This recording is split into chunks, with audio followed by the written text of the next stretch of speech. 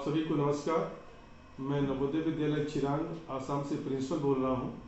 आप सबको अब तक ज्ञात हो गया होगा कि जवाहर नवोदय विद्यालय सिलेक्शन टेस्ट 23 के फॉर्म आ गए हैं और ये फॉर्म फिलिंग की जो प्रक्रिया है वो पूरी तरह से ऑनलाइन है और ये एग्ज़ाम जो है 29 अप्रैल 23 को होगा। और इसमें आधार कार्ड बहुत आवश्यक है, आधार कार्ड मैंडेटरी है और आधार कार्ड के साथ मोबाइल लिंक होगा और उसमें ही OTP आएगा। उसके बाद में आप फॉर्म भर सकते हैं। तो ये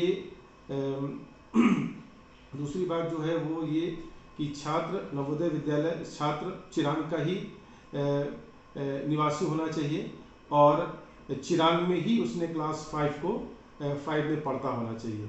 बाकी डिटेल आपको इसमें और भी दिखाई पड़ रही है, जो मैं वीडियो बना रहा हूँ उससे बाकी आपको प्रक्रिया मालूम चल जाएगी।